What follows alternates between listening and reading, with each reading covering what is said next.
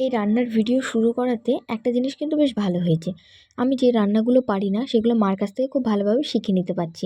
তো কালকে ছিল জন্মাষ্টমী, বাড়িতে হয়েছিল তালের বড়া। তো সেই জন্য প্রথমে খুব ভালো করে তালটাকে গুলে নিয়েছিলাম। তার মধ্যে দিয়েছি আগে থেকে ভিজিয়ে রাখা সুজি আর পরিমাণ মতো নুন। তারপর দিয়েছি নারকেল কোড়া আর দিয়েছি পরিমাণ মতো ময়দা আর আটা। এগুলো দিয়ে তারপরে দিয়েছি পরিমাণ মতো চিনি। এই পরিমাপগুলো মা আমাকে বলে দিয়েছিল, তো সেরকমভাবে আমি সবগুলো দিয়ে খুব ভালোভাবে মেখে নিয়েছিলাম। এর মধ্যে কোনো জল দেওয়ার কিন্তু প্রয়োজন নেই। তোমরা চাইলে দুধ দিতে পারো, যদি একটু জলটা মানে কম হয় তাহলে তোমরা এখানটায় দুধ দিতে পারো।